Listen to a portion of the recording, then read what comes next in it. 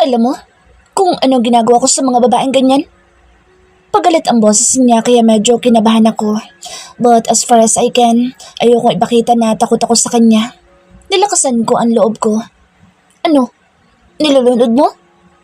Papiloso po kong tanong. Yamang pareho kaming nasa tubig, iyon ang bigla kong naisip. Patabingi ang labi niyang ngumiti. Napalunok ako. Bakit ang gwapo niya kahit anong reaksyon sa kanyang muka?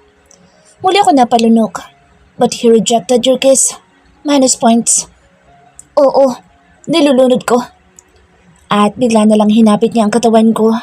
Sisigaw bali ako dahil sa takot na baka nga literal na totohanin niya, ngunit bigla ay tinakasan ako ng lakas nang walang sabi-sabing lumapat ang bibig niya sa bibig ko. Wait, he's kissing me?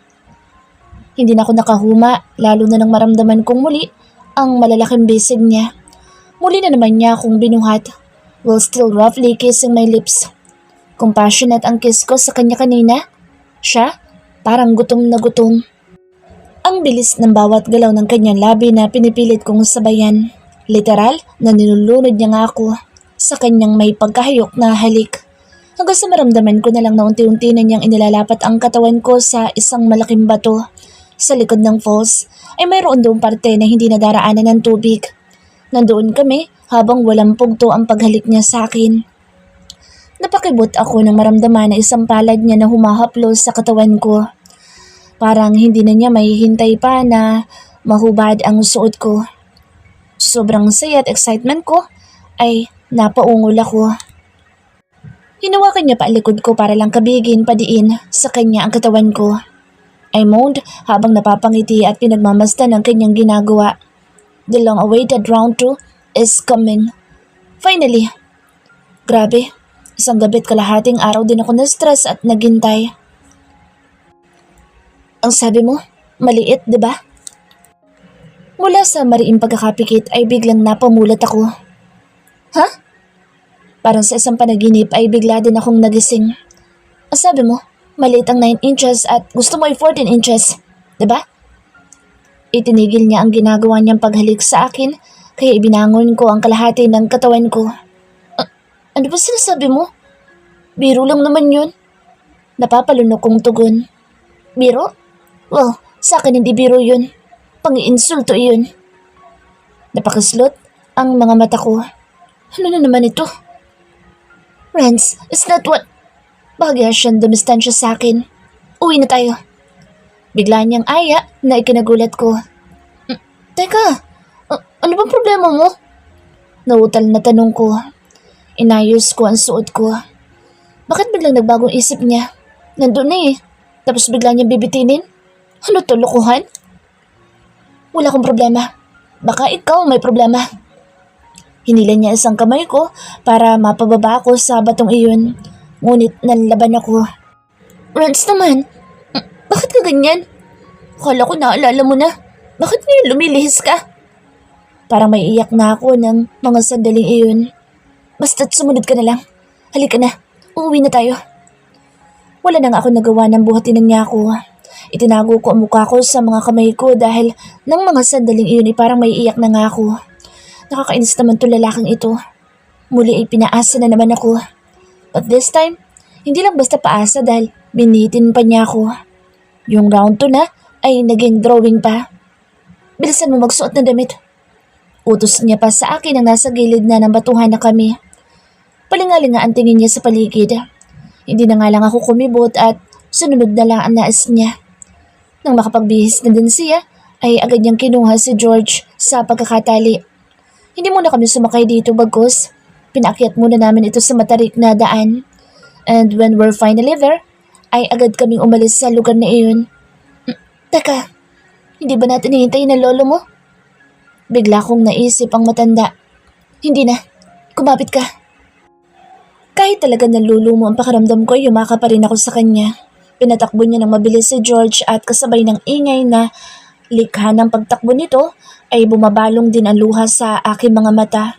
Hindi ko talaga matanggap ang ginawa niya ito sa akin. Bakit siya ganito? Baka naman bakla talaga siya. Ayaw niya na nagpa-first move. Hindi siya naakit sa ginawa ko. At higit sa lahat, binitin niya ang dapat na mangyayari sa amin. Sapat bang dahilan iyon na nilalang ko lang ang kanya dahil gusto ko ay 14 inches? He's so unreasonable. Pagdating namin sa may kwadra ng kabayo, inunahan ko na siyang bumaba kay George. Agad akong pumasok sa pinto at walang lingon-lingon siyang iniwan.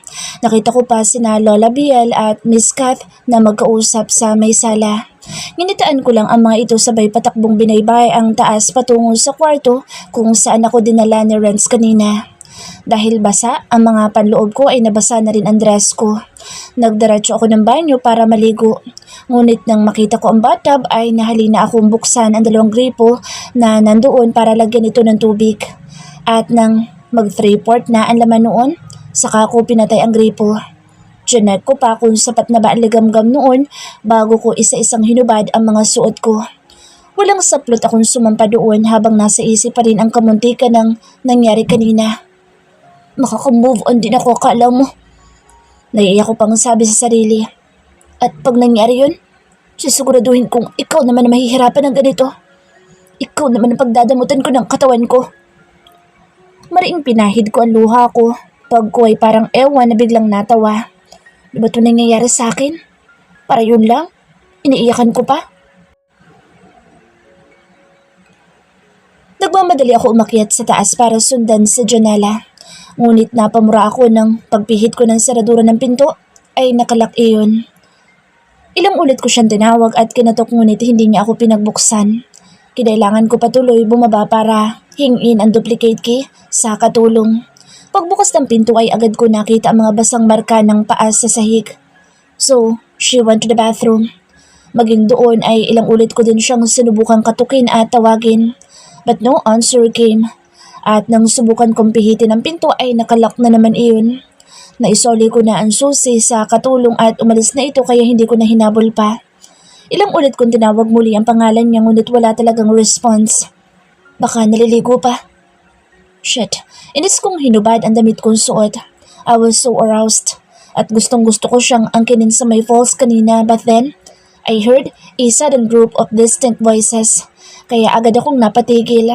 Ayokong may makakakita sa amin na ginagawa iyon. I respect her at ayokong unahin ang tawag ng laman. And I know she's mad at me dahil naudlot ang dapat mangyari. I know she really loved what happened last night. And now, naalala ko na. I promised her the second round. Oh shit, so yun talaga ang dahilan ng topak niya? Napapangiti ako habang nakasalampak sa kama. I am fully naked now, still aroused. I'll be waiting until she comes out of the bathroom. If I had known na ito palang gusto niya, sana'y kanina ko pa ginawa. But she said she likes a 14-inch. Tom, saan niyo natutunan at nakita iyon? Is that even real? Kung meron mang may ganoon kalaking kargada, baka sa mga adult films lang na karaniwan naman ay peke ang acting ng mga kababaihan. Did she know how it could damage her body? Silly. How could she think like that?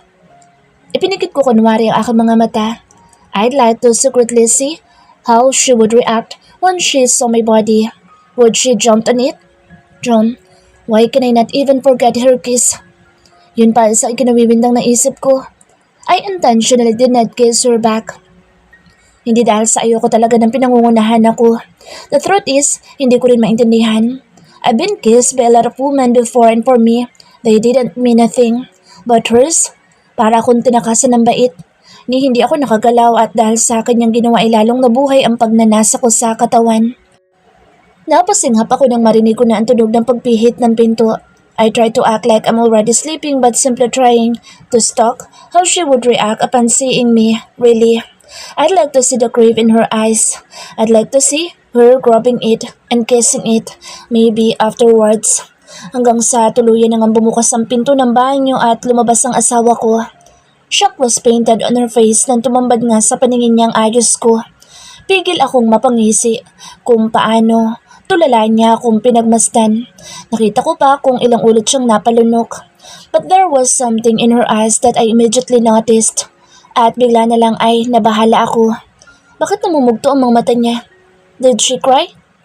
At matapos na ilang segundong pagtingin, I was left stunned nang bigla na lang siya lumagpas sa akin at naglakad patungong walk-in closet na parang wala lang ang nakita. Agad siyang naghanap ng may susuot na damit. Napalunok ako. I thought she wanted me. Bakit ngayon ay parang wala lang sa kanya ito? Oh, maybe because she remembers what I told her a while ago. Na ayoko sa lahat ay yung pinangungunahan ako. Bigla akong nagmulat at bumalikwas ng bangon. Napatingin siya sa akin ngunit diretso lang na isinuot ang nahagip na malaking t-shirt. Who told you you can wear my clothes? Seryosong tanong ko. Saglit lang siyang muling sumulyap sa akin. Kanino pala ako manghihiram? Sa lolo mo? Pabulong niyang sagot. Nagsuot na rin sa janela ng pangbaba bago ibinalot ang ginamit na tuwalya sa basa niyang buhok. Take them off. Nainis na utos ko. Don't tell me, siya naman ang magpapahirap sa akin ngayon. She sarcastically smiled. Ano, gusto mo akong paglakarin ng hubot-hubad sa salas? Pagkasabi noon ay naglakad na siya papuntang pinto. Hindi pa ako nakakapagsalita. But she had already shut the door bago ko pa man natapos ang una kong salita. Tiniis ko ang nakita kahit ilang ulit akong natempt tumingin doon. Natauhan ako at kasabay ng pag-iyak ko kanina ay tuluyan ako naka-move on. I did even feel a little bit disgusted. Why would he lay there fully naked? Para ano? Para mang-akit? Tapos pag nag-first move magagalit naman? Dire-diretso akong bumaba ng hagdan. Ayoko siyang makita dahil naiinis pa rin ako sa kanyang pagmumuka. Kala niya hindi ko siya kayang tiisin. Though, I have moved on. Sana nandoon pa si na Miss Kat sa may living area dahil parang gusto kong makasama sa kwentuhan nila ni Lola Biel. Mas mukha pa kasing may mapapala ako sa mga ito kaysa magtiyaga sa asawa ko. Plus na, nagugutom na rin kasi ako at gusto ko na magmerienda. Ma'am Janelle! At hindi nga ako nagkamali nang makita si Miss Kat na kumakaway pa sa akin. Binilisan ko ang pagbaba ng hagdan at tinungo ito sa may sala. Ngulit wala na roon si Lola Biel nang madatnan ko. Oh, tama-tama pala.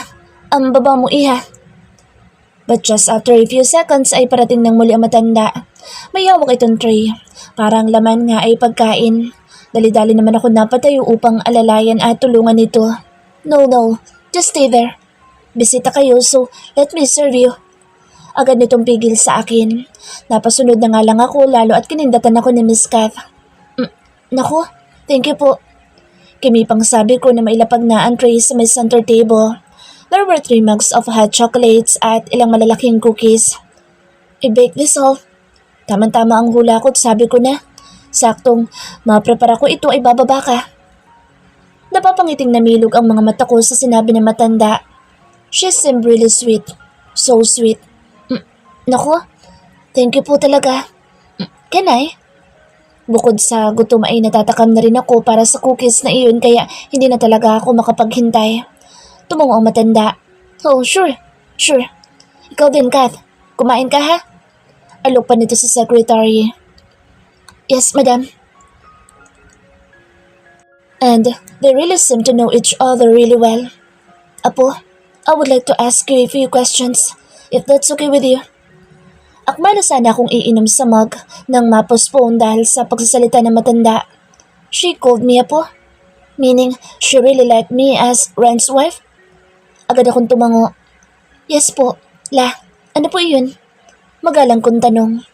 Ngumiti muna ito sa akin bago ako ilang minutong pinagmasdan. So, how is Renz as a husband to you? Mabait ba ang apo ko? Gentleman ba?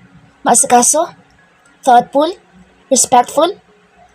Pinigil kong masami dahil sa hindi inaasahang mga tanong nito. Akala ko she would ask about my life and my family. Hindi pala. Nakula? He's the opposite of all that. Napakabuti po ni Renz bilang asawa. Labas sa ilong na tugon ko rito. Sa sobrang perfecto niya po para sa akin ay wala na po akong mahihiling pa. He's everything to me. Kulang na lang ay mabasag ko ang baso sa sobrang higpit ng pagkakahawak ko. Kung pwede lang sana magsabi ng totoo, kaya lang ayaw ko namang ma-offend sa akin si Lola Biel. Siya ngang tunay? Paniwalang-paniwala naman ang matanda. Ay, salamat sa Diyos. Finally, nakahanap na ng katapat ang apo ko. Ngiti hanggang langit ang matanda. Hindi na nga lang ako nagkomento at itunuloy na lang ang pagsimsim sa tsokolating tinimpla niya. On the other hand, may tama naman kahit papaano ang sinabi nito. Because of how Renz treated me a while ago. Susiguraduhin ko makakahanap nga ang lalaking iyon ng katapat niya. Maraming kwento si Lola Biel tungkol sa buhay nito nung kabataan pa nito. Dati pala itong mutya sa lugar na iyon kaya marami naliligaw dito. Both of their families. At ang pamilya nito at ang pamilya ni Lola Robert ay pawang galing sa mga may kayang angkan. And their marriage was also started from a love and hate relationship. Dahil kahit pala noon pa ay talagang uso ng arranged marriage. Kaya pala kahit isa sa mga manliligaw ay wala daw pinansin sa lola at dahil nakalaan na siya para sa iba. Pinilit sila noong ipakasal na Lola Robert ng mga magulang upang mas pagtibayin pa ang ugnayan ng bawat pamilya at mas secure ang yaman ng bawat isa. And as time went by ay nagka-developan ang dalawa hanggang sa mahulog na nga sa isa't isa. Hanga ako kay Lola Biel dahil kahit ipinanganak na may gintong kutsara sa bibig ay napaka down to earth pa rin ito at hindi kinwestiyon ang estado ng aking buhay. Napakasarap niyang kakwentuhan dahil hindi mo kakikitaan ng pagsisinungaling at kaplastika ng kanyang mga mata. She's a very charming and cheerful lady, I could say. At sa edad niyang malapit na mag-70 ay hindi kahalataang masyado ang edad dahil ito'y palangiti. At dahil doon ay hindi namin namalayan ng oras. May pagkakalog din ka sa matanda kaya nawili akong tumawa at makinig sa kanya. And I love everything she said, except for the last thing na kanyang sinabi. Sana'y magkaanak kayo ni Renz ng kahit mga 100 para naman mas dumami pa ang lahi namin. Napakalungkot kapag iisa lang ang anak. Danas na danas ko iyan, lalo na kapag nagkapamilya na ito at tumanda ka na. Swertihan na lang kung maaalala ka pang dalawin. At ayaw namin maranasan nyo iyon. Gusto ko ay maging masaya kayo and we would like to see our apos. At ikaw na lang ang pag-asa namin iha para magkaroon ng ingay at liwanag ang mansyong ito. Kaya humayo sana kayo ni Renz at magpakarami. At napilitan naman ako sumagot. Opo Lola Biel, asahin nyo, bibigyan ko kayo ng hindi lang 100 ng apo. Pabiro lang ang pagkakasabi ko kaya pareho kaming napangiti. Opo Lola, pangako, maraming apo. Maraming apong ibibigay namin sa inyo na Renz na tiyak kung magpapasaya sa inyo. Nagpunas pa ito ng gilid ng mga mata na animoy may nakakaiyak talaga sa akin sinabi. Aasahan ko talaga yan iha ha? Hulog ka talaga ng langit. At ang first apo sa tuhod niyo Lola ay tsak na mabubuo na namin. Pare-pareho kaming napaangat ng tingin ng mula sa hagdan ay sumingit si Renz sa usapan. Don't! Maagap kong saway kay Renz na makita kong tila lalapit siya sa akin at hahawak sa kamay ko. Agad din ako humakbang ng malalaki para dumistansya sa kanya. Tumabi ako kay Miss Kat. Pauwi na kami ng mga oras na iyon. Hindi raw kami doon magpapalipas ng gabi dahil ayaw niyang magahol sa trabaho bukas. Maayos naman kami nagpaalam ni Lola Biel sa isa't isa. Isang araw pa lang ang nakalilipas ay parang mamimiss ko agad ang lugar na ito. Ang gaan kausap ng matanda. Sana susunod makadalaw ulit kami ni Renz dito. Naawa kasi ako kay Lola Biel na halatang sabik na may makakwentuhang apo. Ay, bakit naman kasi isang anak lang ang binuo ng mga ito tapos yung iisang anak ding iyon, iisang anak lang din ang binuo. Parang sa akin tuloy na atang ang lahat, ang mag-anak na 100. Pero syempre, hindi naman mangyayari iyon dahil kontrata lang naman itong kasal namin ni Renz. At isang anak na lalaki lang ang hanap niya. Tapos, end of contract. Speaking of the devil. Kitang-kita ko kung paano umigting ang kanyang pangadal sa aking ginawa. Ipinilig niya pa ang kanyang ulo ngunit wala naman akong paki. Magalit siya kung magagalit siya.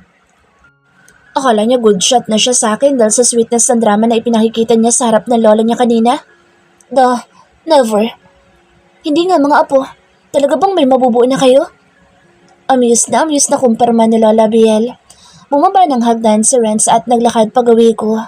He unexpectedly hugged me at my back at walang sabi-sabi ding hinalikan ng pisngi ko sa harap ni na Miss Kat at Lola Biel.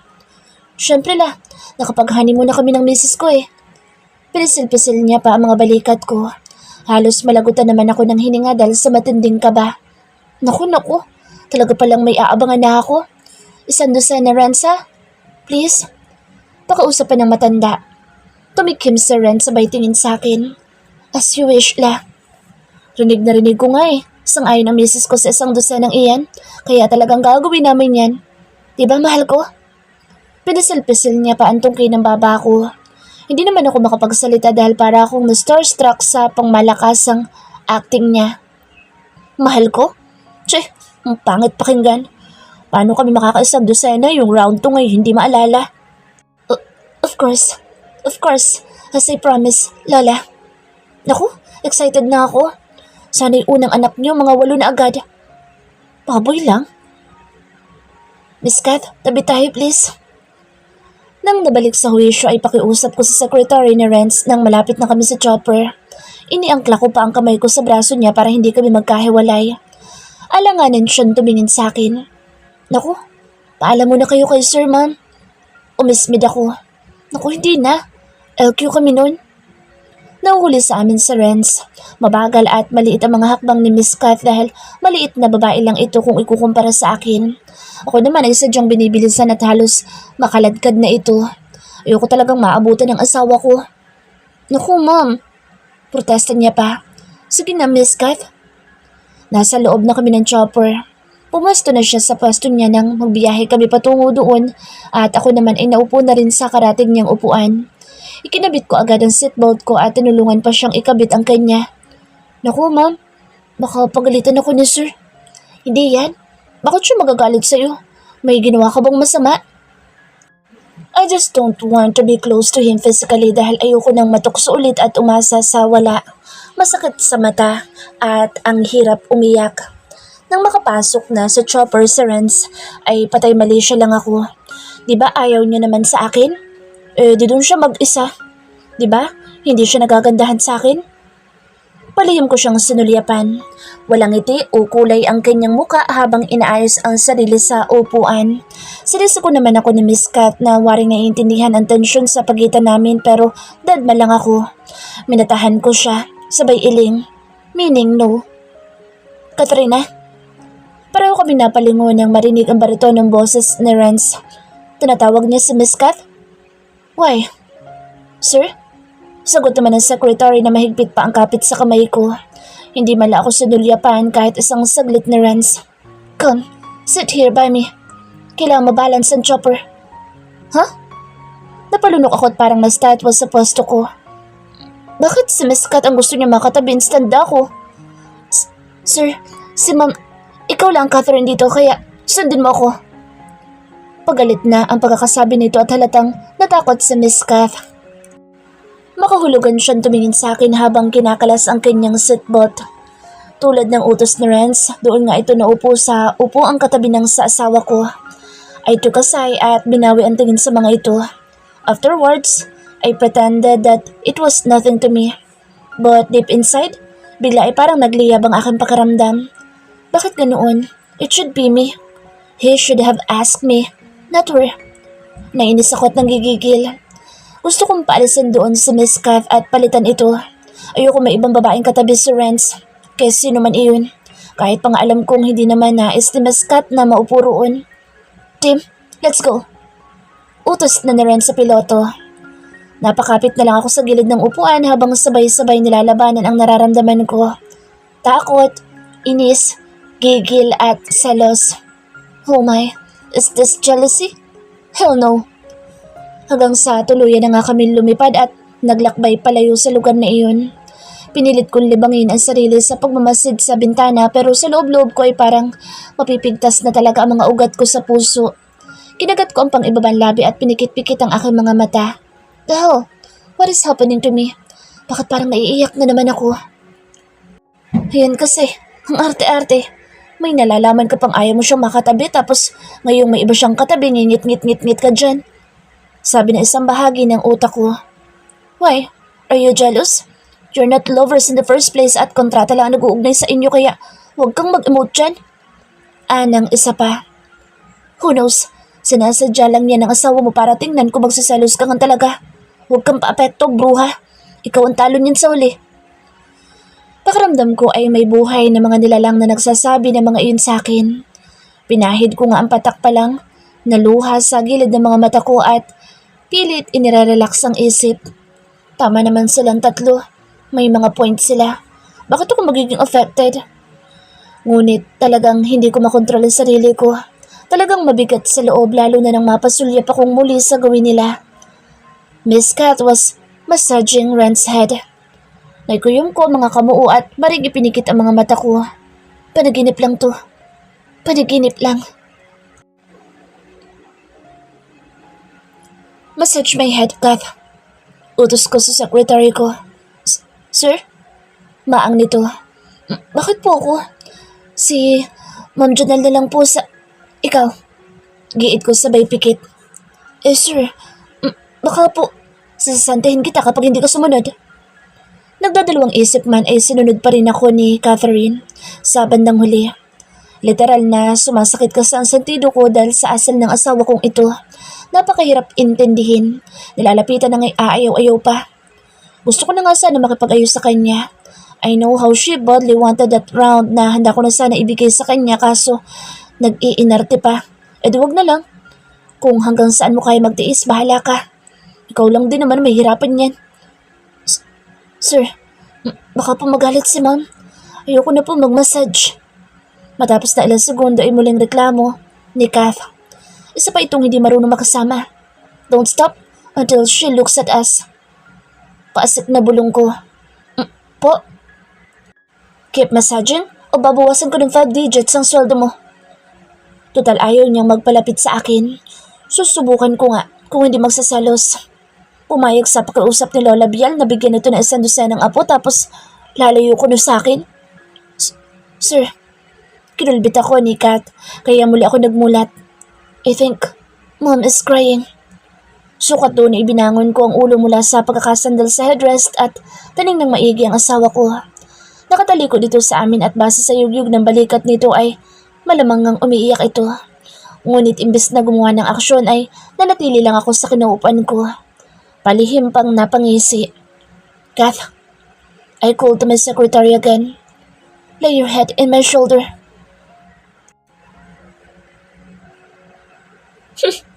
Tumaan sana kayo ng kidlat. Galit at umiiyak pa rin pahayag ko. Maras kong pinahid ang luha kong dara-diretso na namang naglanda sa aking pisngi. Shit, bakit ba ganito ako ngayon? Bakit ang dami luha na inilalabas ng aking mga mata? Am I really jealous? No.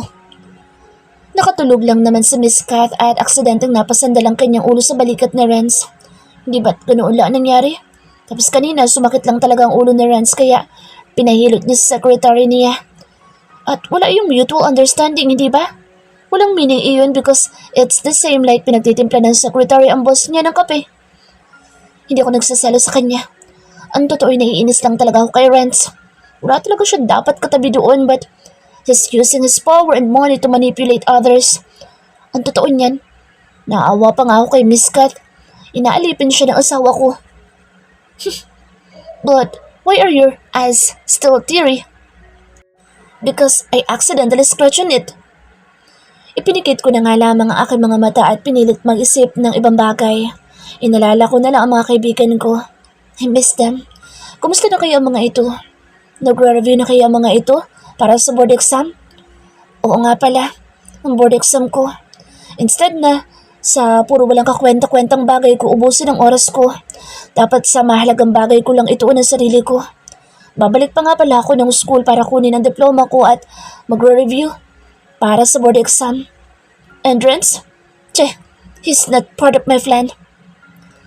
Nang makabalik na kami sa Manila, pagkalapag ng chopper sa rooftop kung saan kami nito sinundo kanina, ay inihanda ko na ang sarili ko. Pagkabukas ng pinto ay ako ang unang lumabas at bumaba. Dire-diretso ang lakad ko. Walang lingon-lingon sa paligid ko hanggang sa makarating ako sa pinto. I just wanted to go home right now para makapagpahinga. Ngunit nang bubuksan ko na ang pinto ay hindi ko nabuksan dahil nakalock. I had no choice but to wait for Renz, who's a few seconds away from me. He used his card to open the door. And upon opening it ay pumasok agad ako sa loob. Tinumpok ko agad ang pababa ng hagdan. Hindi pa rin ako lumilingon sa kanila at napakatahimik pa rin ang buong paligid.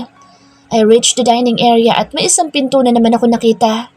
Alam kong palabas iyon kaya nalapitan ko agad at nang akmang bubuksan ko iyon ay may kamay na pumigil sa akin. Maliit na kamay iyon at alam kong kay Miss Kath. Hindi ako nag-react at nag-give way na nga lang sa kanya. Nagmamadali siya lumabas ng pintong iyon na hindi nakakandado. At nang ako naman sana lalabas, isang maras na kamay ang sumaklit sa braso ko. "Where do you think you're going?" Boses na Renz na mas malamig pa yata sa yelo. Pinagpag ko ang kamay niya para bitawan niya ako pero lalo iyong humigpit. "Uuwi na ako." Lakas loob kong sabi kahit hindi ko naman alam kung paano makakauwi sa mansyon niya. Niisin kong duling ay wala ko sa bulsa ko. "Says who?" At bigla na lang umangat ang katawan ko dahil walang sabi-sabing binuhat ako ni Renz. Inilagay niya ako sa kanyang balikat at mabilis na naglakad at tinungo ang kwarto kung saan kami minsang nagpalipas ng magdamag doon. "Let go of me! Ayoko matulog dito! Iuwi mo!" Hindi ko na natuloy dahil agad niya ako ibinaba sa kama. "At sino may sabi sa'yong patutulugin kita?" "Huh?" At bago pa ako nakareact sa sinabi niya ay napagsalikop na niya ang mga bibig namin at mariinan niya akong ginagawaran ng halik. "Get off me!" Ngunit imbis na tumugon ay nanulak pa ako. Kung kanina'y patay na patay ako makatikim ng round 2, ngayon ay hindi na. Ayoko na. Magsama sila ng secretary niya. Hindi na ako interesado sa kanya and from now on, yung mga importanteng bagay lang ang palagi kong isipin and I'm not jealous at all. "Kunwari ka pa. This is what you want, right?" Naramdaman ko unti-unti niyang pagdamas sa aking katawan. "No! I have to fight this lust." Tutuksuhin niya naman ako tapos sa huli, iiwan sa ere. "Renz, kailangan ma-secure na natin ang isa sa isang dosen ng apo na ibibigay natin kay Lola Biel. Di ba nangako ka?" Itinaas niya ang suot kong t-shirt at hinubad iyon sa akin. Hanggang ngayon ay yung damit niya na nahagip ko sa closet ang suot ko dahil basa pa ang dress kong iniwan ko sa mansyong iyon. Wala akong suot na bra, miski na underwear kaya agad na tumambad sa mga mata niya ang ibig niyang makita. Biro lang yun." Nanginginig ang boss na sabi ko. "Biro lang yung isang dosen ng apo na sinabi ko sa lolo mo. Pero isang anak na lalaki lang usapan natin, di ba? And what if I've changed my mind? We'll do 12. Huh? Dinamba na niya ang katawan ko at mariing humalik doon. "Nasa kontrata na iyon na isang anak na lalaki lang. Pero pag babae ang pinagbuntis mo, ibubuntisan ulit kita. That's the deal, right?" But hindi na. Hindi na ako ulit nakapagsalita dahil binirahan niya na naman ng halik ang mga labi ko.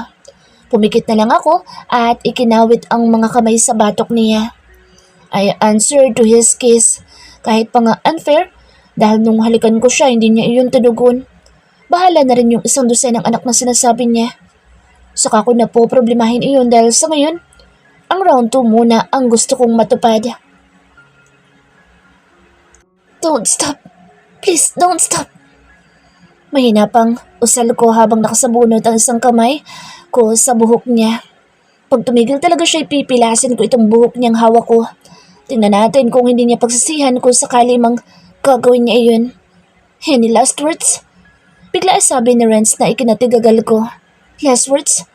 Bakit mamamatay na ba ako?" "Anong last words? Sabi ko diba, don't stop. Why did you suddenly stop?"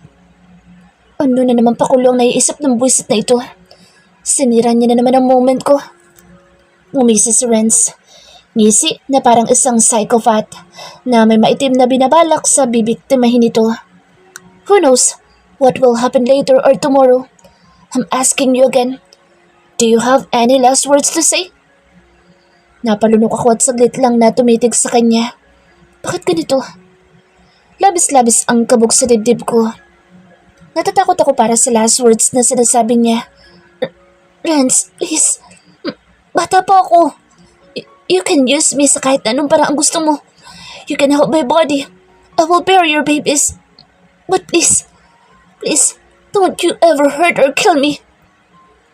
Yun na naisip kong gagawin niya dahil yun ang pakahulugan ko sa last words na sinasabi niya. Oh God, please save me. Yung heaven lang po sa round ang inasam ko. Hindi po yung heaven sa piling ng mga yumao.